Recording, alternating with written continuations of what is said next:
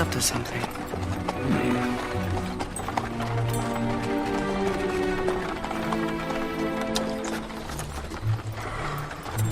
All right, then, keep your secrets. Good. But I know you have something to do with it.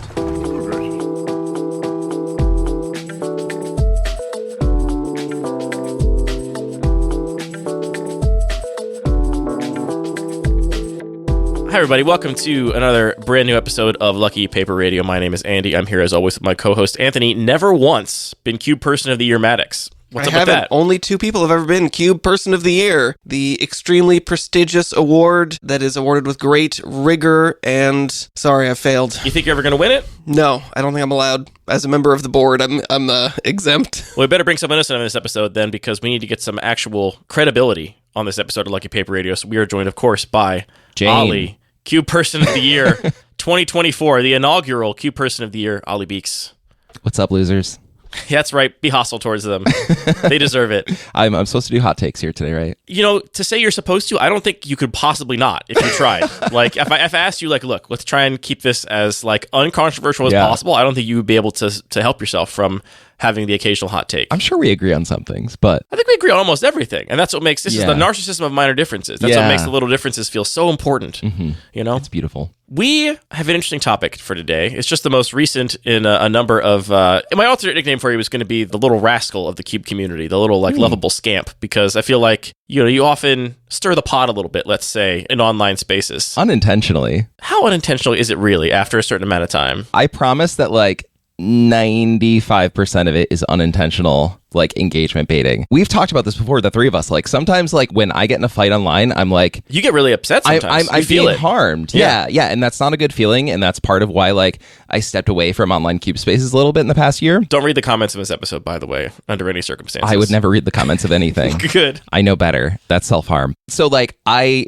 don't seek out fights. They just happen to me. And do you not expect when you post, like, anonymous, who could I possibly be talking about? When you post something about, like, something you completely disagree with using somewhat inflammatory language, you're like, this will never come back to me. So no one will ever call me out for this. I'm not saying it's not my fault. Okay, sure, I see. It's just part of your intrinsic nature. You can't help, you're just the scorpion on the frog's back and you keep killing everybody. Yeah, I'm just hanging out on this frog's back. Why is everybody pissed off at me? I don't know that reference. What's the scorpion? I'm going to do my best. I feel like I'm 75% aware of this, like, tale. The tale is like a frog that lives in a lake and a scorpion wants to get, ferried across the river or something. And the frog says, but Scorpion, you could just kill me at any moment. And the Scorpion's like, why would I do that? I'm on your back. Then I would also die. And then halfway across, the Scorpion kills it and just goes, Scorpion's got a sting. That's a stupid fable. It is. And that is let's call it 2/3. I feel like I'm 2/3 aware of what it is. I've seen this fable memed on and, referenced, but that's my understanding of it, is the Scorpion kills them both and goes like, sorry, that's just how I am. That's me, but if the Scorpion didn't have malintent, if it just was, like, bored. I think it doesn't. That's the point. The point is that it's just the nature of what a Scorpion does. Oh, yeah. Scorpions do what Scorpions do. It's not that it means any harm, and it didn't even think about the fact that it was going to die. It just had to do what it was going to do. That is me, then. We are all part of a special secret project that I have official permission from the special secret project coordinator. Can you name him? Yeah, it's Scott. The Commissioner Scott. Commissioner Scott of Upkeep New York fame is running the next Upkeep event pretty differently. There's an Upkeep event every winter and every summer in New York, and it's just a local Cube event, very much like many local Cube events we've talked about in the show before. This summer, the one in August is going to be a little bit different in that every single Cube in the event is going to be completely unknown to all players in the event. So if you register for this event in August, you will not have any choice in what cube you draft because you couldn't possibly know anything about them. You will not have any knowledge of the cards within the cubes. The lists on Cube Cobra will not be public. You will not be able to figure out what you're drafting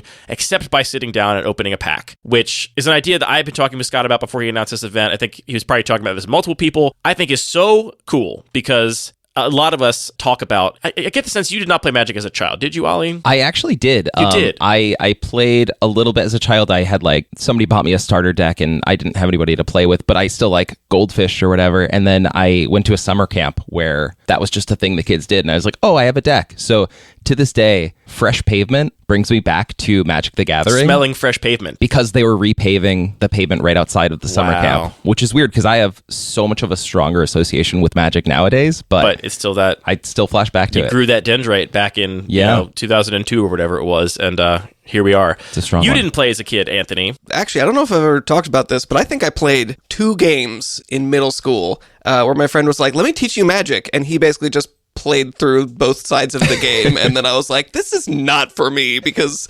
you're not I'm making not this doing fun. anything. Yeah. So no, basically no. I think the early days of Magic is a beautiful time that we will never be able to recapture thanks to the internet and the communication age. But I started playing probably in 99, maybe. So like the World Wide Web existed, but it was not like ever present. There wasn't Scryfall or an equivalent at the time. You couldn't just go look up a Magic card. And I remember being a kid and also, being kind of dumb and young and not having, any knowledge of what was going on. And you would see cards for the first time when you opened a pack and you'd be like, oh, I didn't even know this card existed. I had no idea this was even a mechanic that existed. Or someone would play a card against you and you'd be like, I didn't even know that existed. And now I like the sort of mystery of not knowing what was going on. Just the experience of playing the game was so much more like magical. It made the pieces of cardboard feel so much more precious and like mythical to be like, I didn't even know this existed. And now like you've got it in this deck in front of me. And I feel like this will be recapturing some amount of that, right? Yeah. I mean, much more recently, you and I, Anthony, have talked on the show about how we really liked the era of pre-releases when there was no way to play the set before the pre-release. A novel concept. It's called a pre-release for a reason, but for many years, they then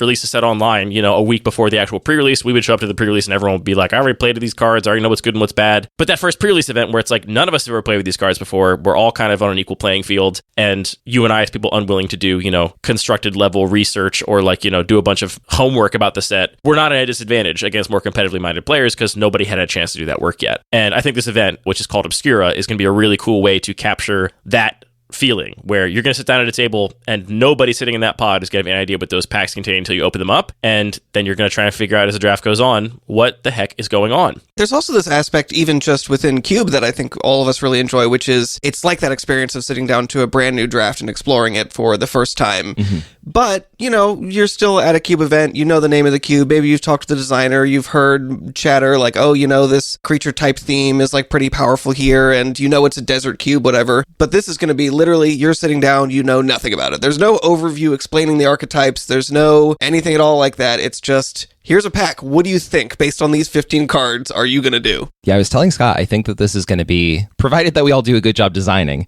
it's going to kind of be like the ultimate test of limited skill, right? Where like nobody knows anything. It really is like that like OG pre-release vibe where it's just like all you have to rely on is your card evaluation and how quickly you can understand what's going on there and pivot to those things. It's really cool. I'm also really excited to see, we don't have to talk this is Scott's event. We don't have to talk too much about it. I want to give the general overview so we can frame this conversation, but I'm really excited to see how later drafts in the weekend, like word of mouth has essentially gotten out about like what's viable in certain cubes and like what strategies might be appealing, or even like how somebody who drafted and played a few matches, their perceptions of what that environment is not going to be complete. You know, they're going to be one of the blind men describing the elephant. They're going to go around and be like, yeah, this cube's all about this. And then someone else will sit down and play it and not have that experience at all because they just see a different part of the cube or their opponents are doing different things. And I think that element is going to be really cool too, that even after some people have played it, there will now be like a whispered network of, ideas about it, but there's still no list to refer to. You're still going to wonder, like, well, I saw 2 of these. I'm not sure if there's 2 or 6 in the list. I'm not even sure. It's going to be really cool to see how that play out. Each of the 3 of us are designing a cube for this event, as are many other cube designers. By the time this episode comes out, the tickets will be live, so you can go check the show notes for those ticket links if you want to participate. I think it's going to be a really cool opportunity to play limited Magic that you have no foreknowledge of, which you don't get to do in any other context, period. Unless you choose to go into an environment where you're willfully at a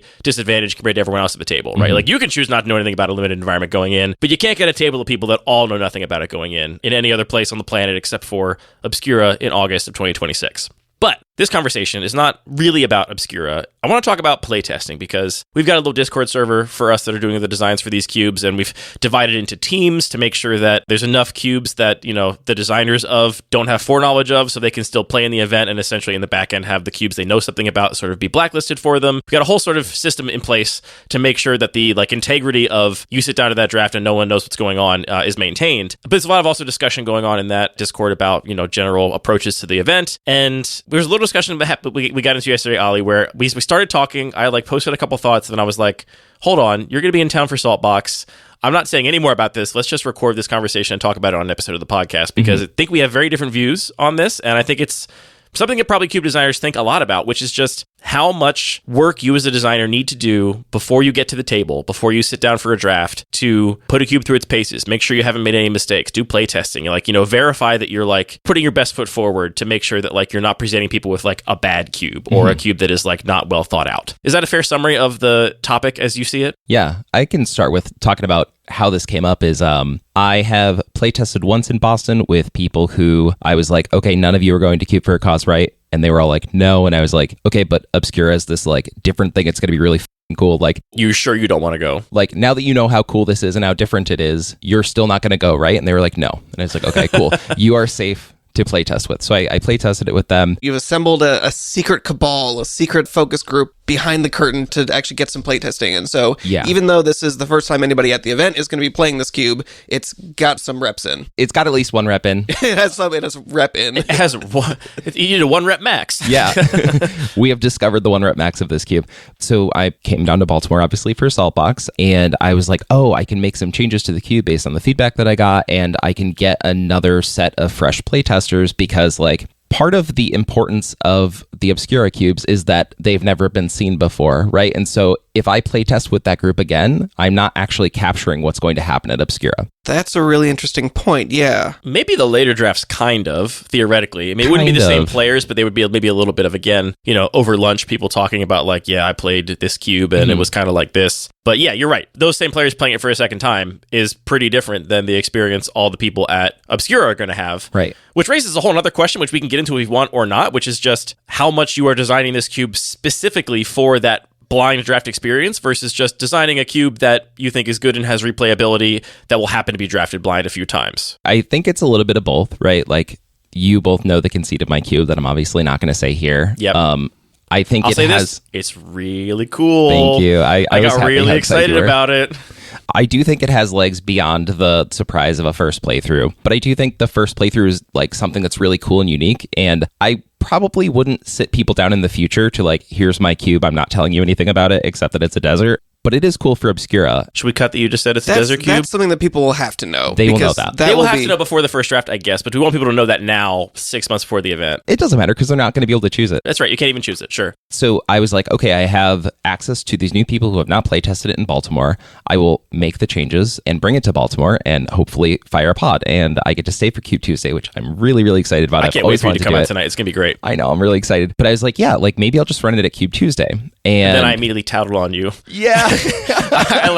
I threw the alarm. I called Scott. I was like, Scott, Ollie's maybe going to playtest with people that might be at Cube for a Cause. Yep. And I immediately went into that channel and was like, this fucking tattletale. I can't believe you did that. To be fair, there's a lot of people at our weekly Cube night, and even if you're being careful about who's in the pod and keeping track of that, there's going to be people milling around asking, like, what's your deck doing and what's this cube all about? Yeah. And so once I thought about it, ultimately, like, Andy and I had a brief discussion in the server. A couple other people chimed in. And then I DM'd Scott and I was like, Scott, look, like, this is your event, and Cube Tuesday is the Baltimore people's event that they run. So you two have a much better idea of the amount of access of people walking around or talking about cubes, and it's Scott's event. So you both had much more of an ability to veto my cube being at Cube Tuesday than I did. I have preferences on playtesting that we're going to talk about, but ultimately you all know better than me whether or not it was a good fit. And Scott was like, yeah, I think just the concept of somebody walking around and seeing it, like, it's probably better to not do it there. And then I realized that, like, it was kind of silly for me to be like, oh, hey, here's this event with like 30 to 40 people. Yeah, 30 plus tonight, yeah. And so another thing is I expect fully 6 to 10 people from our group to be going in August. Yeah. Like, there will be 5 to 8 people there that will for sure be going in August and might not even know if they're planning on going. So, and the other thing is, like, there's no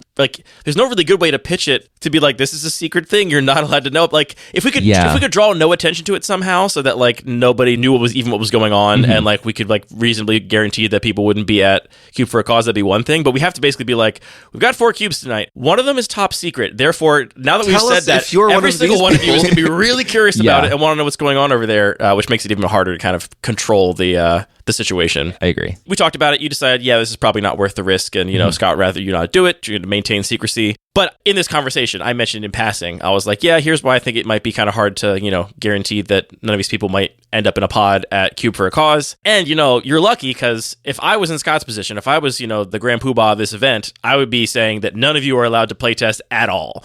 And you were like, that's crazy. First off, I just want to say that I'm not the only one with this quote-unquote hot take. An immediate appeal to authority. An immediate logical fallacy from Ollie. Get in the comments. Appeal to authority.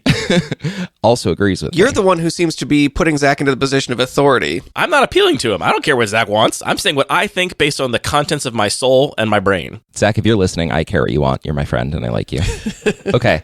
I understand where you're coming from, obviously, that if we're saying that this is an event where nobody has ever seen the list, then nobody should ever see the list and it should be unplaytested. But we're really talking about a difference in, at least my understanding is that we have a difference in what's important about the event. What's important about the event to me is that these are cubes that have had some amount of rigor put into them, some amount of playtesting put into them, so that we're sure that they don't suck and they're being drafted publicly for the first time. The lists are private. People don't know what they're getting into. So it's not that we're not preserving the sanctity of the cube itself. We're preserving the sanctity of drafters going in completely blind. I think that cubes should have a lot of iteration and feedback before you can call them in a working state. When I first debuted it with that playtest, everybody was like, Ollie, this was fun. There weren't that many power outliers. This was generally a good cube that you've made without any playtesting, but here's what I would have done differently. Here's a couple bits. And I'm like, okay, I'm going to take that feedback and iterate on it. And so I could have brought it to Cube for a cause in that state and gotten the same feedback and been like, cool, this was good enough. But it's important to me that when people sit down to play the cube, it's not oh, this was really cool. I would have done a couple things differently. I want them to be like, Ollie, this was sick. Really, really well done. I'm really glad that I got put into this pod. Yeah, just to be clear, I think you and I are in total agreement that anyone sitting down at this event can't have seen the list before. That's the conceit, right? Whether that means that it's literally never been played before by any humans on planet Earth or not isn't really meaningful.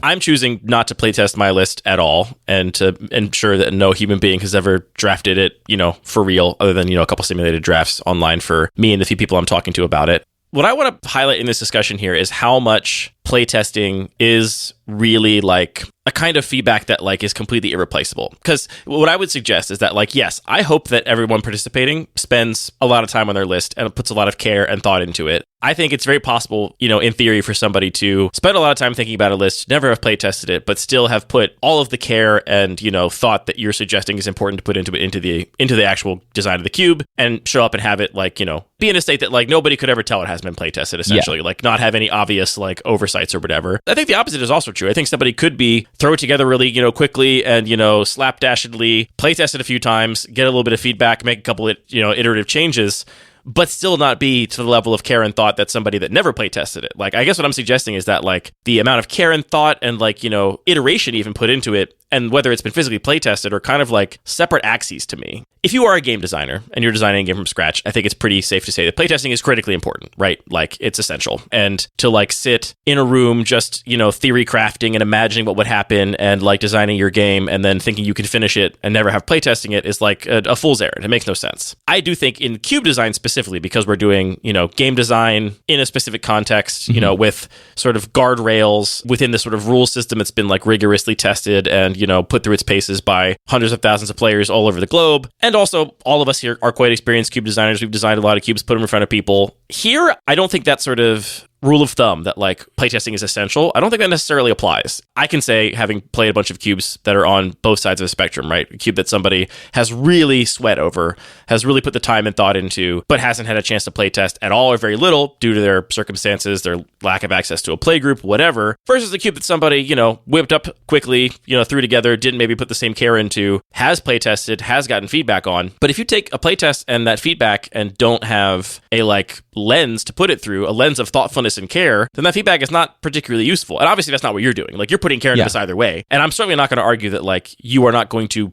better achieve your goals from having playtested the cube a couple times. I think all I was saying is an experienced cube designer can probably do a much better job than maybe they give themselves credit for just blind. And it sounds like your first playtest was like, this was cool, it worked. Yeah. There were no like, 5-alarm fires, maybe a couple things you obviously wanted to tweak. I'd actually be curious to know if you have a sense of like how many cards you actually changed after that first playtest. I think that is unrelated to the feedback. I think both of you are aware of how little restraint I have when I make changes to a sure, cube. okay.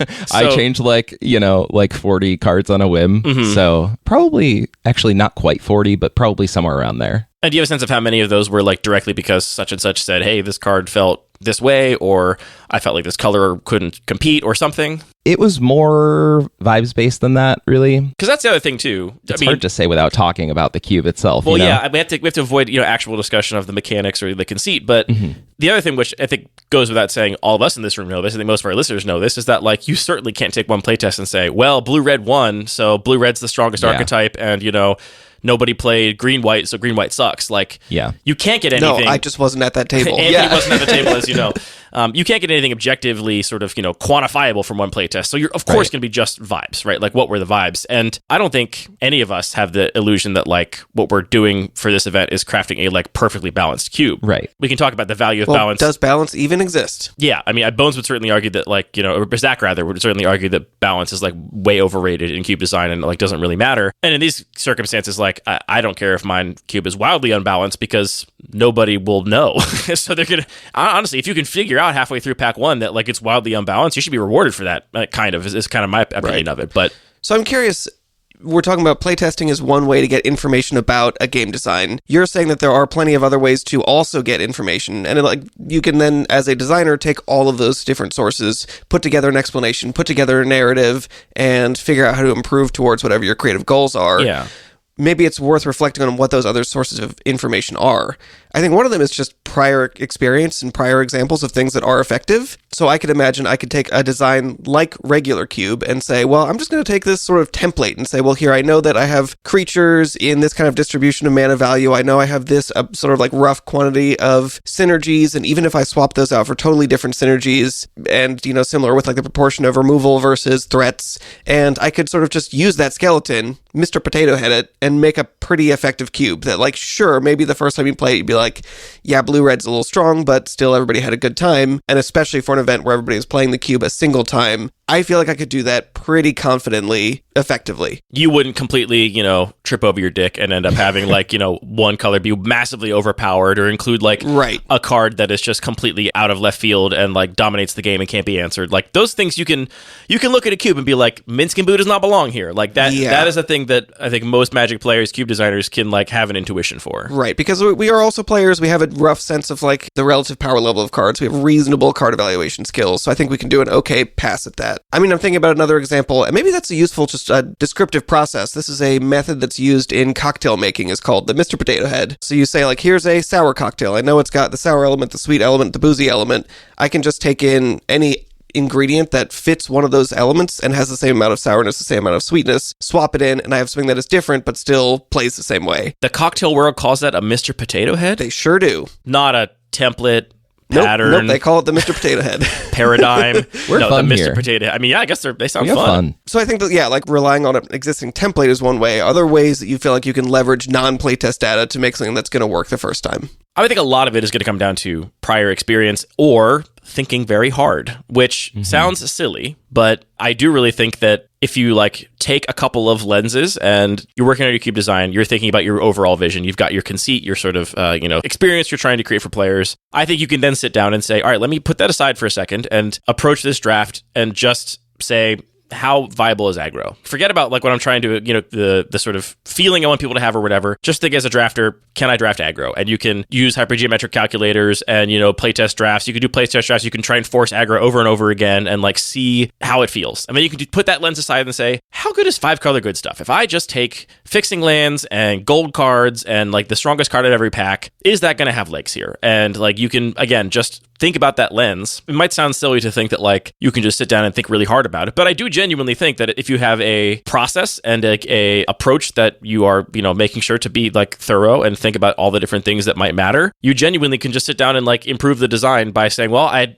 had put all these cards in this list. I had done playtest drafts. I had already made a bunch of iterations and changes, but I had never thought about what about the aggro deck, or I had never thought about what about the 5-color good stuff deck, or I had never thought about, just the curve overall, or the density of removal that I wanted against my goals, or the density of fixing against my goals. All these topics we've had episodes and episodes on. We have articles on our website about like they're just different theoretical frameworks for how you can think about what matters in your cube. And the more time you spend putting the cube through its like theoretical paces, is it perfect? No. Are you going to like miss some things? Surely. Might you be wrong about how viable aggro is because of the way the bots take things in the playtest drafts, or because of some other variable that you're missing? Quite possibly, but you're also going to catch stuff. I think every time you do this, you're going to catch stuff that when you really think about it, you're going to say, yeah, now that I have like thought about it in this way, I acknowledge that this doesn't really belong here. I don't need playtesting data to prove that. I can like just come up with a explanation for myself for why like this actually doesn't make sense. I think we all do that with our cubes all the time. I mean, surely a bunch of us have made changes without playtesting and been like, yeah, no one ever asked for this. Like no one said they wanted this, or that this card that I'm cutting had to go or whatever.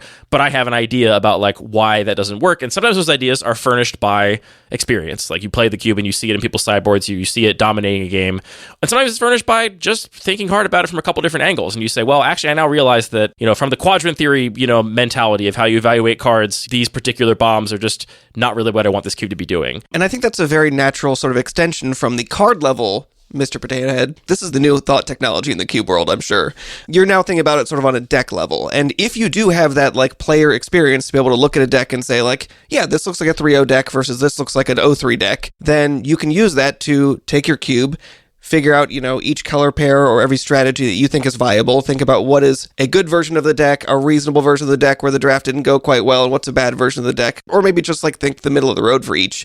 And then think about, do those decks fit together? And use that sort of same structure of just, can I use my deck evaluation skills to see if things are all kind of playing in the same space? You're right that you're going to miss something. And somebody's going to say like, oh, well, I combined the artifact theme with the control theme in a way that you never expected. And the fact that it like dodges all the sorcery speed removal that is very heavy in this cube, like people are going to break stuff, but that's not even necessarily a problem. If you can get the like 70-80% of the things are kind of what you expect, and then people discover 30% of stuff that's kind of novel, that seems like a pretty good place to be with a cube design, right? Like, it's also worth reflecting on, we are not Wizards of the Coast. We are not building a thing is going to be debuting all across the globe and billions of dollars are at stake, whether or not it is exactly in play and people don't figure out what the best color is within 30 seconds. I think, Andy, you might also be discounting how much, the three of us in particular have like an encyclopedic knowledge of cube design. All cards before 2019. And I have an encyclopedic knowledge of all rules text, but I can never remember the name of the card. But like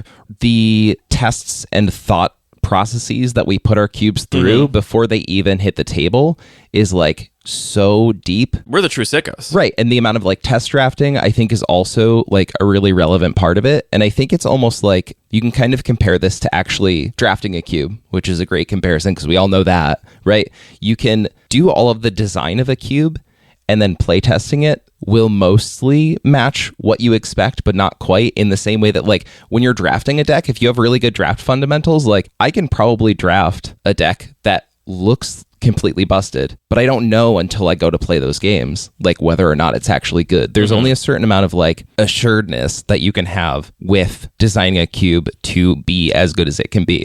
And I think there's also a big difference that you and I believe in, at least I don't know how Anthony feels, but that like when you're talking about like, oh, if you find the exploit, like congratulations, you've won the draft. That's like, good job. You figured out the thing that the other people didn't figure out and you did it faster and you won, and good job. You did the thing. Whereas I want to make sure that's not in there. So much about setting expectations. And I think that's maybe where there's a huge, like there's lots of different ways you could interpret this specific event. And for me, I think the idea of here's this cube, it's very rough, like solve it, like find the exploit, find the thing that can like really just break it. That's kind of the thing that I want to present or encourage people to enjoy about this event. And like, yes, it might mean that some of these cubes are not something you would want to draft again and again back to back, but that's not what we're going to do with them. I think for me in particular, I get really grumpy just in general, but specifically when I'm drafting a cube and something appears dramatically off to me, right? Like if somebody finds an exploit and it's like, okay, well, they always win on turn 4 or whatever because they have like tutors and aggro and whatever, like, and there's nothing I can do about it. I'm like, cool. So like, what did we do here? Did we all just collectively waste 4 hours? You know, I want to make sure that nobody sits down to my Obscura cube and is like, ooh, Ollie, my pack one, pick one trapped me. And I thought this was an archetype and it's not.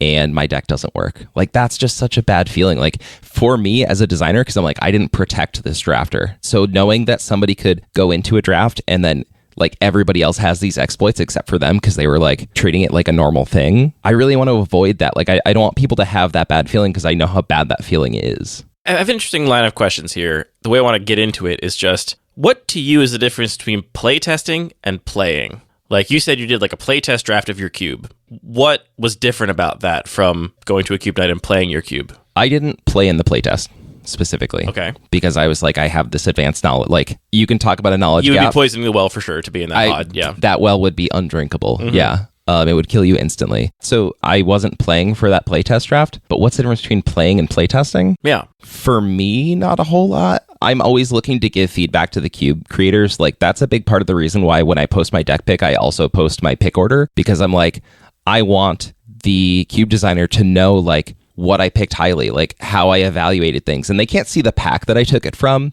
but like seeing what I wheeled or like what got taken highly or how I navigated the draft is good feedback for people. And I feel like I'm always playtesting. I'm not really like actively doing it. It's more like if they ask me for feedback, I will have feedback for them. Mm-hmm. Playing a cube and drafting it, you're going to get ideas about like what went well, what didn't go well, what felt fair, what felt unfair. And, you know, that's kind of the same as playtesting. You're just not really soliciting feedback if you're not playtesting, you know? Yeah, I mean, I think that if you are actually doing real game design, there's a very clear line between playing and playtesting, and that's when you ship it, when you publish it. Right. And if you're just, designing your new game, you're still looking for feedback and trying to make changes, that's a playtest. Once you publish it, it goes out in the world. Now you're just playing. For us as cube designers, there doesn't have to be that strict boundary because we always have the option to constantly evolve and tweak as much as we want. However, at an event like this, there is a little bit of that boundary where it's like you're doing things that are deliberate and structured to try and get some feedback, and then it's going to be, in a sense, published. It's going to be in this event. I think there's also a potential distinction where playtesting, you might do things in an incomplete way that don't feel like a complete game. So you might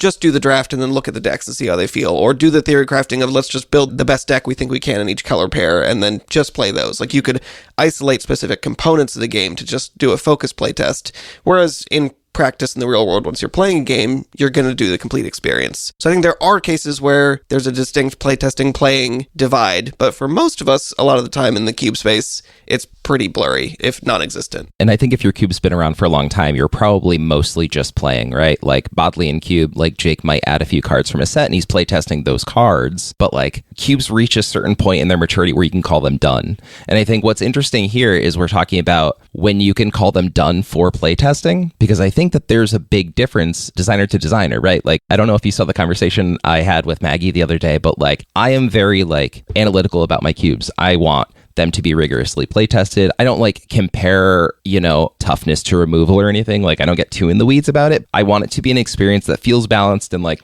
the different archetypes feel like they fit together and, anybody can win a game. And so like, there's a lot of thought that I put into it. But a lot of other people are like, hey, here are some sick cards. Like, this is my cube now, draft it. That's all personal preference, But I mean, maybe putting aside the specific example of Maggie, because don't worry about offending them, but yeah, would you be dissatisfied with yourself to present a cube that is like a cube Maggie might present? Like, would you think this is going to fail in ways I don't want it to fail? Like, people are going to get trapped by their pack one, pick ones. They're going to have an archetype that even when they get the best version of the deck can't compete with other decks. Like, these sort of things that you're describing as like failures and like things you are actively trying to avoid. You would feel like you failed if you were to present a cube that led to those things. I would not put my cube in front of people if I felt like it wasn't up to my standards. Mm-hmm. So I guess yes. Because part of what I wanted to get at with my question of what's the difference between playtesting and playing, and I think you had a couple good examples of like logistical things, Anthony, that could be different between playtesting and playing. I think to me it comes into like two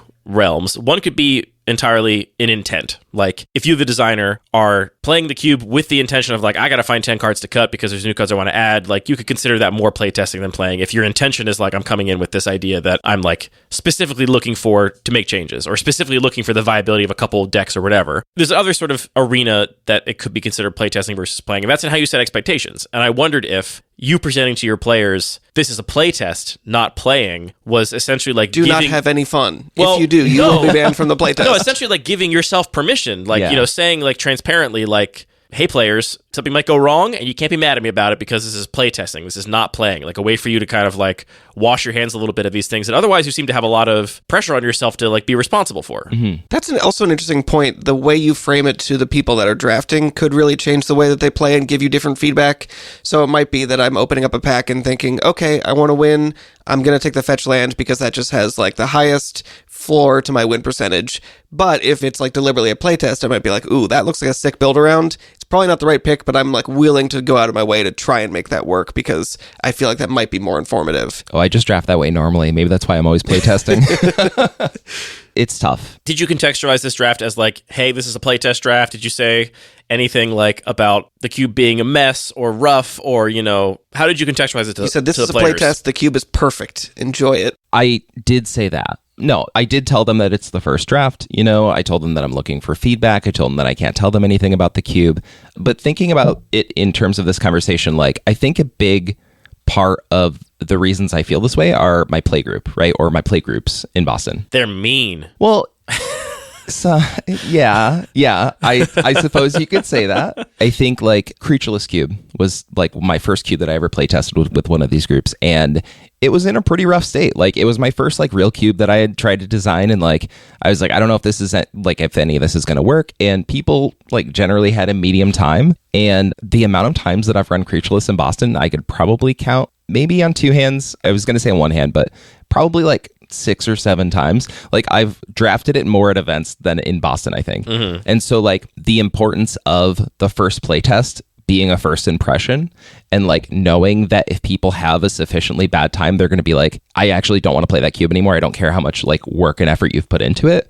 So like that is an aspect of like, I don't want to repeat that where I put a cube up for a playtest that isn't sufficiently polished. But also, there are so many cubes in Boston. There are so many brewers in Boston. Like, on any given week, there's like a new cube, like 2 new cubes. So the amount that you have to fight to get your cube drafted is, reasonable. It's not zero effort. So like, if your cube isn't good, like, it has to fight so much harder to hit the draft table, and you have to fight so much harder to sell it as this is a play test, and like, oh, like Ollie's playtests aren't very good, so like, why would we do that rather than this new hotness or a cube that we all love?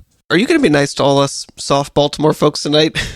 Wait, what do you mean? Just talking about the vibe is a little more intense. See, I think this goes back to what we were talking about at the beginning of the episode, where I think some of my phrasing sometimes interesting, feels a little incendiary. bit hyperbolic, a little more incendiary than.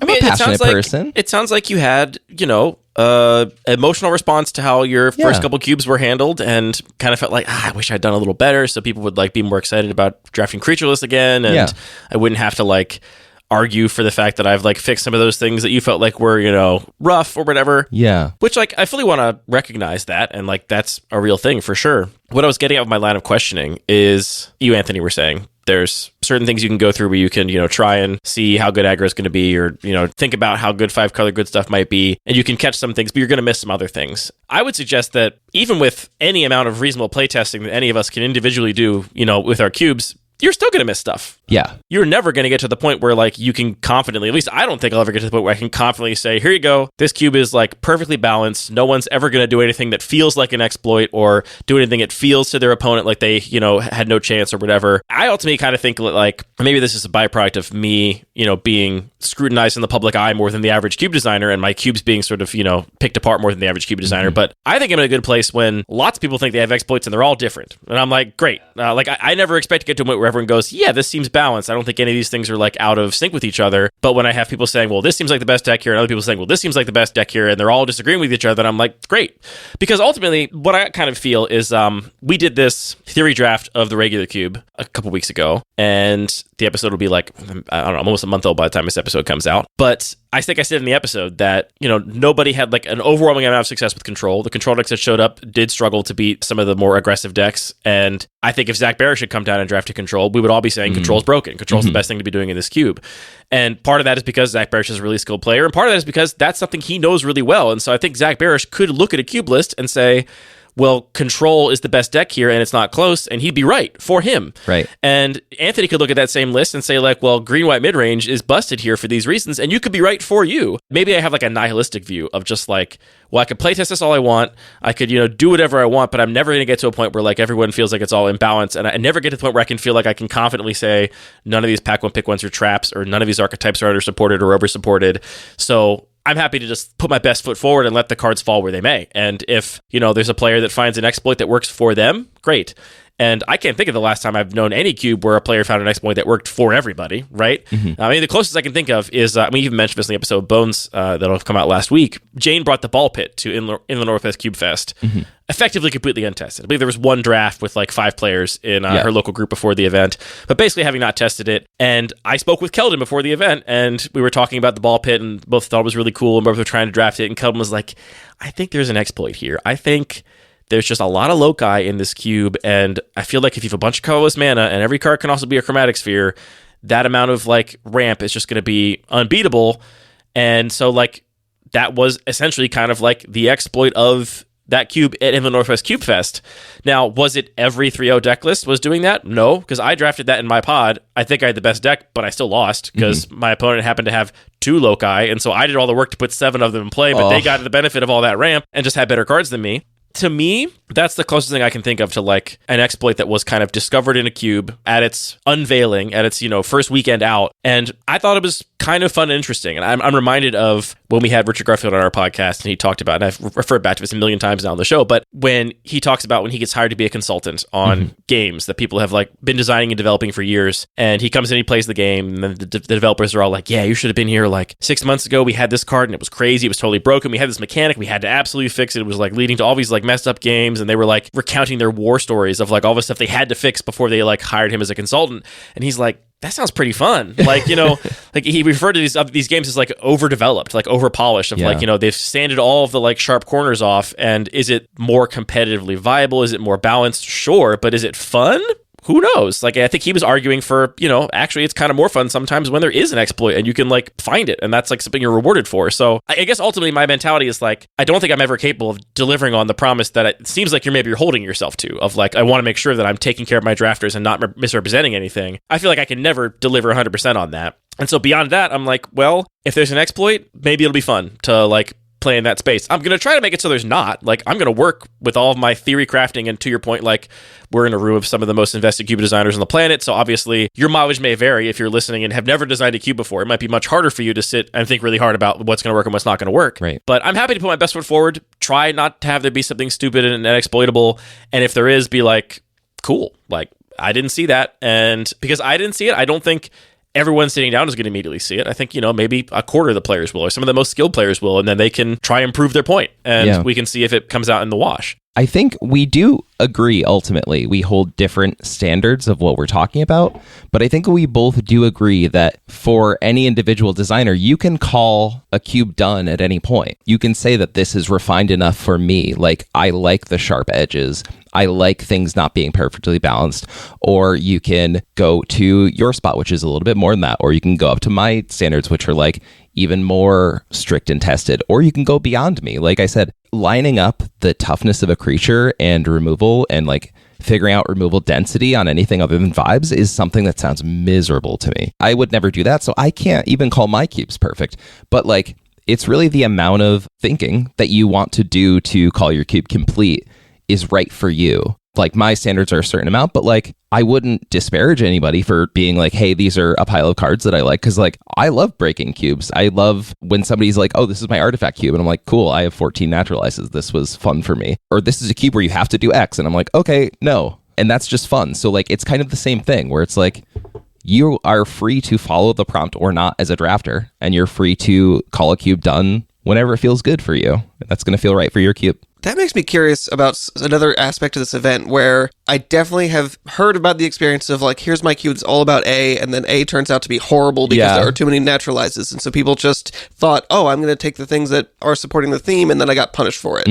Here, players are not going to be told the cube is all about something. They're just going to see a pack and see a bunch of powerful artifacts and a bunch of naturalizes, and it's going to be up to them to decide which of those two things they think is better. So, how do I compare this pack? Yeah, in some ways, like I think that's almost...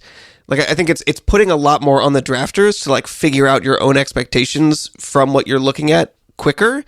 I'm really curious how that plays out. And I wouldn't be shocked if it was, in a lot of ways, a very positive experience. Yeah. I mean, we've talked a lot about ignoring cube overviews when the overview is written in the context of, like, here is what's viable and here's what you should do. And I honestly think if you're trying to, like, spike a cube, you should read every cube overview with a huge grain of salt. Which I want to acknowledge that we're sort of saying the opposite here. Like, on one hand, we're saying, yes, you as a cube designer can kind of theory craft, imagine what the best decks are, and then use that as a guidepost to try and adjust the cube. On the other hand, like, acknowledge that you will probably fail. That's a great example, honestly. And this has happened to many an artifact cube over the years where, you know, you put a few too many naturalizes in. And I think what happened to those designers is they did not know to think from the lens of, okay, now what happens if I draft off the naturalizes? Like, how many do I get? How does this line up against the rest of the pool?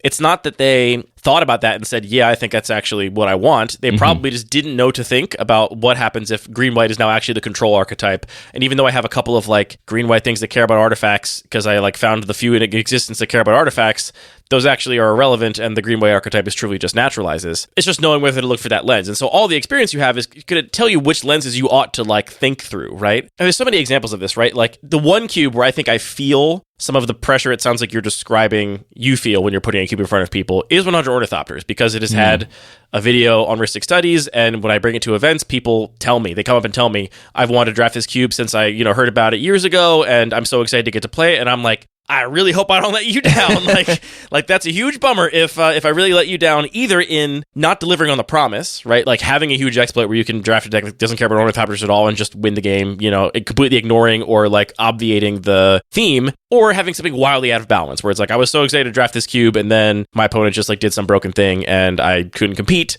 And so I had no fun, right? I met my hero and it sucked. Yeah, exactly. Yeah. And so I feel a little bit of that with that cube, just because of the very kind people that have told me at events that they've been wanting to draft it forever and are so excited to get to do it. And the stupid getting to alter Ornithopter thing that I like introduced for that heightens those stakes so much, because now it's like people, especially competitively minded ones, are like, I really badly want to alter an Ornithopter. And it's like, not only now are you like, you're even more invested in the outcome than you would be with a regular cube, or with a typical cube. I don't mean to invoke. Thank you. Invoke your IP. I apologize for my namespace pollution. I don't want to get a cease and desist from Anthony for using the regular cube's name incorrectly. So I felt that too. I don't want to pretend like I've always been like, laissez-faire, whatever, let it fall. I feel that way about the 100 Ornithopter cube, and I will not make radical changes before an event, because I'm just like, well, I don't want this to be, the event where this thing was all that mattered, because I didn't think about every sort of externality of how this particular card might affect things. So I get it. And I guess maybe part of what I feel in this event is this feels like an event where the expectations are set so that it's the kindest possible room to an untested cube, because everyone that paid to go to this event has to show up knowing they have no control over what they draft. They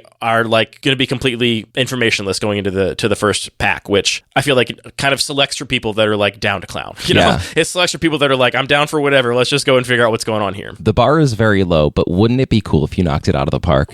And I think that's how I feel about it. I have a question for you all. We're talking about sort of like how you can use your prior experience to leverage these kinds of like standard gameplay experiences, like making sure the themes feel relatively in dialogue and individual cards feel relatively in dialogue. For my cube, and I don't know if we even said this, we've each been given some sort of prompt, and there will be more details about that, but we're all designing towards something specific. And for the cube that I want to design, and stop me if I get too specific and you need to beat me. I'll just scream over you. We'll do a live beep. I'll turn your mic off. Great. I also really want to create a certain sort of aesthetic and emotional experience. Yeah. Do you think you can, there are ways you can similarly like use your experience and your past sort of knowledge of previous cubes to inform creating an emotional experience as much as like this more like technical gameplay experience? That's why I asked you last night whether you're trying to design a cube or like a piece of art. what's the difference? Yeah. I mean, Well, it actually, makes you feel something, right? That's the other thing I was thinking as you were talking earlier, Ollie, is like, when is a cube done? Maybe this anecdote doesn't have any relevance, and I'll get to the end and you'll be staring at me like, why did you even bother sharing this? But I went to art school, and I discovered going through art school that something that meant a lot to me was feeling like I was building a portfolio, feeling like I was completing pieces. They were done, whether they were great or, whatever, didn't really matter, but they were done. They were complete. They said something about my perspective, about my style, about my skill, and I could then put them into this portfolio, and it was something that was collectively getting bigger over time with like completed works. And that meant a lot to me. I didn't really realize it meant a lot to me until I graduated and I started just designing websites full time. And you know what's never, ever done, ever, is a website. You never finish, right? You design the first version of it, you build it, you launch it, and then there's immediately feedback from users. There's things you didn't realize, and you start iterating on it. And then you work on that website until you stop getting paid to do it or whatever, right? It's just like the definition of like a living, breathing thing that you can never really take a snapshot of that you can like be fully proud of, right? Because, well, this snapshot was before you fixed that one thing, but also we had to add this other feature that I didn't really consider as part of the original vision. And it's just like, I immediately felt like I don't have a portfolio anymore. I don't have my like little nice shelf of like beautiful things that I can point to as like evidence that I can do what I'm capable of, right? Yeah. Instead, I have like some links that are maybe, the site hasn't been touched in a couple years, and so things don't look quite right, or some other designer has taken it and like tweaked some things about it, or the client maybe do something I didn't want them to make me do. And so everything is compromised, and no longer do I have nice, complete, done pieces that I can like feel good about. I realize I don't think about cubes as ever being done. You were like, when is your cube done? Whenever you say it is. And I'm like, my cube's never done. I'm sitting here thinking like, I've never thought of a cube as done ever in my entire life.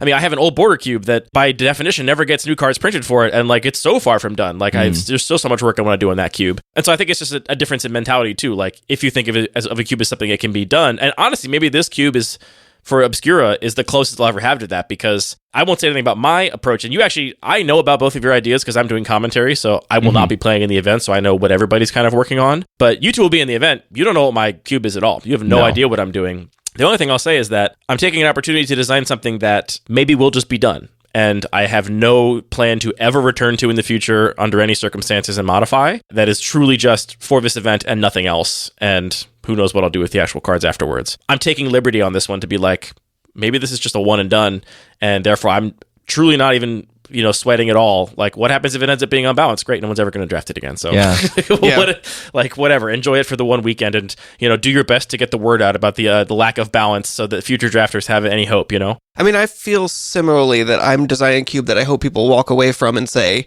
wow, that was a heck of an experience. I feel something about that. Not necessarily that I want to go do it again, but like I learned something from it. And I'm working on a parallel cube that I think I will take a lot of ideas and maybe specific cards over, but it is not the same cube. No idea how excited not the same cube his by a long shot. podcast co-host get excited when he's working on a new cube. It's like, oh. Yeah, I mean, I guess to answer my own question as well, like I do think there are certain heuristics I can use to try and create certain sort of emotional experiences, because I understand what it feels like if your opponent has a much more powerful card than you have, or if there's just a huge disparity between the card power level in the cards in your own deck, or how a counter spell feels different from a removal spell, or having a powerful threat feels better than powerful interaction. Like, all these things have their own kind of taste and texture to them, and I think that you can leverage a lot of that experience to create some emotional experience, even if you're not necessarily doing that focused playtesting. Oh, this is such a great high-level question, because let's put cube design aside for a second. When you're making a piece of art, if your goal is to elicit an emotional response, I think there's a big difference in an artist that says, I want you to feel despair or whatever when you like experience my art, versus an artist that says like, I feel something and I want to express what I feel, and then how you feel about it is up to you. Like, the art isn't a dialogue between I, the creator, and you, the viewer. And if you don't feel despair, I'm not going to feel like I failed because I didn't, succeed in creating the emotional experience I wanted to succeed in creating.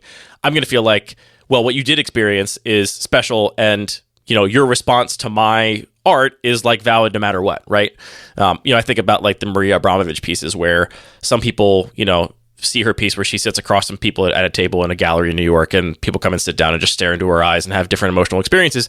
Some people look at that and think, well, that's sad. Like, it's like so like upsetting that people are like having these experiences. People look at it and think it's beautiful, that like there's a weird human connection. It's actually not sad. It's really beautiful. People look at it and think this lady's crazy. Like, why would you go sit at a table across from other people? And like, why are people having this experience? Like, people look at it and get confused, right? And I don't ever have a sense that like Maria Abramovic, for example, is saying like, I want to create this emotional experience. I think she's saying like, here's the thing that I want to present, and then your response to it is what your response to it is. And if you are confused by it and don't understand the scope of human emotion that's on display in front of you, great. And if you are made sad by it, great. And if you think it's beautiful and inspiring and, speaks to the like universality of the human condition, also great. I'm realizing I think I have the former attitude about cube design, right? So you're saying like, I want to create an emotional experience. How do I know if the tools I'm using are going to create that experience in the players? I don't think you can. And if it were me, I would say, here's what, again, despair is not your prompt. We're intentionally not sharing each other's prompts, but Let's say it's despair. We'll a fake prompt, temporary prompt. I just want to be clear, we're not talking about your actual cube design, but like, okay, here's what despair means to Anthony. Some people might look at that and think it's funny, or some people might look at that and think, actually, this is my favorite type of magic, and I love this, and I don't feel despair at all. I feel like joy. Would you view those as failures, or would you view that as like, well, I presented what I felt despair was, or like was inspired by despair and did what, meant something to me, and if you have an emotional experience that is not what I anticipated, I feel okay about that. I mean, my gut reaction is that it would feel like a failure, but on the other hand, the prompt is somewhat connected to a real-world experience that people have very different perspectives on and very different feelings about, so... Anthony's cube of, is a sandwich a hot dog? Or a hot dog a sandwich? Oh, no. Is a sandwich a hot dog? The big question no one is and no one should be asking. I definitely, just because you brought it up earlier, like left art school much more feeling like, yeah, if you are doing that first kind of like, this is my emotional relationship to the art and I'm going to put it out there and let you experience it however you want, I was feeling like that's a failure. And I had definitely flip-flop and see both sides of that throughout my life. It's very easy to look at that and think it's kind of BS. Like, and you're that's just doing something weird and letting people have any response to it. Like, what's the point of that even? Like, what you're just like trying to seem like you have some bigger idea because you did something weird that people can't explain. Therefore, you must have some like grand vision for like what it means. But it's very easy to look at that and kind of like have a cynical read of like, well, if you don't even know what you're trying to create in people, then like, what's the point? Right. It's just an experience. Who and cares? The mode of you're using art as a communication tool and using it as a communication tool that is more subtle than, words in a narrative, but it is about expressing something emotional and something experiential. That is a mode of art that I think has a very clear, validness to it. Whereas the other one I think is a little more complicated. I appreciate what both of you are doing with your cubes. I feel like both of you are going... You have no idea what I'm doing with my cube. You've expressed not We've what it talked is, about but you've it. expressed the way that you're going about it Yeah, in a way sure. that Like I think I see. is I valid understand. for The Ollie thing- to respond. Yeah, the thing that we've been doing in the podcast until now, where you've been talking about your cube. I appreciate that both of you are taking like a much more artistic view of it. And I think this is a really cool and unique experience where you don't get to do something like that often. So like, I think it's awesome that y'all are taking advantage of that. I don't know if you could consider my cube art any more than you can consider any cube art. That's kind of up to people. Let's not have that discussion. Yeah, I don't want to talk about that. But like, I think for me, it's really important to have the viewer or player or whatever you want to call it, like feel clever and powerful and capable. Oh, interesting. So that's what your prompt is. No. Just like when I make a cube, when I make any cube, I just want my players to sit down and be like, damn, I'm really cool for finding this. I'm really cool for thinking of this, because I don't seed combos in intentionally. Like if you find something cool to do, that's because you did that. Like you have... That's the power and dialogue. volition. That's the dialogue between you putting the cards in the cube and Yes. someone coming to the cube as a player and thinking with their predilections, their foreknowledge, their understanding of how this card performs in constructed or what it does in commander or whatever, and they can then see a card in a different way than you could possibly have seen it by putting it in. Yeah, and frankly, like what I'm doing with a context shift most of the time, I love context shift cubes, so I love making people reevaluate those things, and if they evaluate them appropriately in this different environment, then like,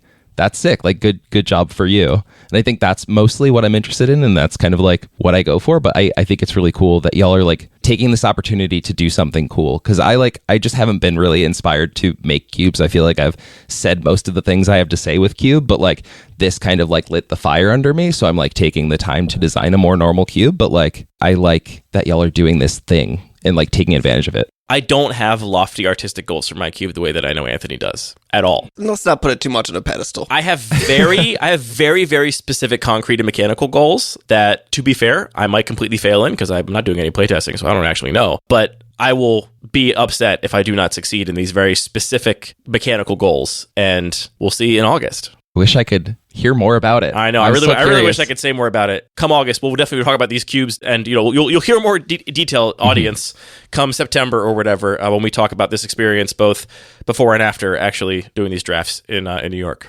I feel like just to round it out, so we talked about sort of like gameplay goals and using playtesting or theory crafting to accomplish gameplay goals, a little bit about emotional experience. There's a third question that I have in my mind, which is just like logistics. Like, is my cube going to go to time every single round? Yeah. Is my cube just going to overwhelm people because there's too much text on these cards? Are people going to be able to just see the synergies that I'm putting in there at all? And that might be the thing that is more motivating me to do some playtesting, is just, like, I just don't want to be the person who has the cube going to time every round. To be clear, when you said, is my cube going to go to time every round? And I said, yeah, that wasn't me saying, yeah, that's a good question. That was me telling you, as somebody on your team, your cube is going to time every round. And then I guess I have to answer the question of, is that okay? What could be more despairing than never getting to finish a round? I think that's a valid response to the prompt. Is it a good response from Scott's perspective as the event runner? Maybe not. Who's to say? You got to talk to him. He has access to see your cube. So. I think it might be fine. I will put one thing by you at the end here, just as a little sort of, I've got the brain trust at the table. I'm considering designing custom sleeves for the cube that have sort of a coded language on them. I thought Scott had a sleeves provided for all the cubes. Gwen has already purchased his own sleeves, and a lot of them broke in the playtest, and he had to get outers. So that's what I was already planning. I've already done custom sleeves before, so I know that you can't run them. You have to put them inside of outers. Yeah, so reverse shout out to Ultra Pro. Well, maybe this is a moot point, but whether it happens or not, if it was an option, what would you think about there being essentially like a coded puzzle on the sleeve that could potentially provide players that were able to decode that puzzle with some additional information in the draft? Are you talking about a literal puzzle or like a picture that will give you an idea of what to expect from the packs? More like the second one. Not like if you solve this crossword, it says red is broken. not like that. Like a picture that is connected mechanically to what's going on in the cube and suggests a little bit of my vision that you might be able to decode and understand what it means, or you might think those are just some funny colors and shapes. So it's a picture of Inferno Titan on the back. Every single card is a Goblin Piker, except there's one Inferno Titan, and it's guiding you towards you should probably pick the Inferno Titan, which people otherwise might not figure out. No, it's actually every card can be played face down as an Inferno Titan. And people just don't realize that. Until run it by Scott, but like I think that's cool. It's a hint. You're communicating. A single image across all sleeves? Yeah. They'd be legal sleeves, so there wouldn't be variation in them. Sure, that seems like all upside, I guess. I think it's cool, and again, Scott gets the final say on all this stuff, but I think it's cool, like, if players want to, like, make a little zine about their cube that every player gets access to. Like, I think the idea of, like, going in blank means everyone sits down at the table and then has the same experience. And if that means that you get shown a video, you get given a zine or a pamphlet, the sleeves have information on them, like, whatever, I think that's all above board and could be very cool. So playtesting is bad. So wait, but you can write a zine explaining your cube to players. Totally. You're not allowed to write a cube overview, but you can print the overview on the back of every single card. Sure, if you want to, I guess. I don't know. I don't know about that. That's now that crazy. I'm thinking about it from that perspective. I still think the sleeves are fine for what it's worth. We'll find out. We'll see what Scott says. And on that bombshell, that's the end of this episode of Lucky Paper Radio. Anything else you want to get in under the wire here, Ollie? I love everybody listening to this. You're all great. And you don't want to push BCP tickets? I don't think I need to, but it's happening on June. Dang, I did this last time too. Check our events page and the Boston Cube Party website to see when it's happening in June. And maybe there'll be tickets still available when this episode comes out. Maybe not. It's a popular event. It's going to sell out. So if you want to go, buy your tickets now. It's going to be fun. I hope to see y'all there. Or more likely, if you want to go, buy your tickets 2 weeks ago. And you'll be too late by the time you hear this. That's the end of this episode of Lucky Paper Radio. Thank everybody for tuning in. All the music for this show is produced by DJ James Nasty, and the show is edited by Matthew. The production of this show is supported by our Patreon, which also goes to support the Cube Fellowship. You can check it out there and hear Anthony and I on our bonus podcast talk about things that are completely unrelated to Magic most of the time. All the Magic cards are produced by Wizards of the Coast, and this podcast is produced by thinking really hard about Magic cards and speaking to microphones about it. Anthony and Ollie, thank you for the gift of friendship and for the gift of Cube. Thank you both for talking in very coded language about secret cubes. We did really well, I think. I think this is inadvertently a very good commercial for the event, a very good advertisement for the event. Oh, that was inadvertent? I mean, it felt pretty verdant to me. I don't think Scott's going to have any problem selling out this event, so I don't think it really matters how much we make an advertisement for it or not, but hopefully, more of an advertisement, it is helping set the expectation of a weird event in a good way.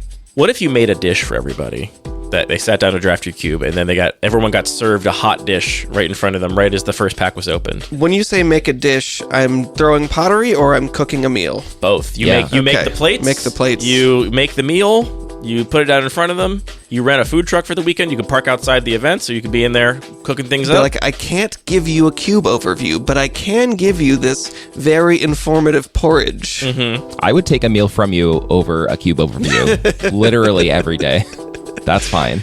I obviously can't say about any other cubes, but I'll just say we've talked about some much crazier ideas with some other cubes in this group. Really? Oh, yeah. Oh, I wish I could know. We'll close this recording, and then I can tell you a little bit of things that are not happening that we discussed maybe happening.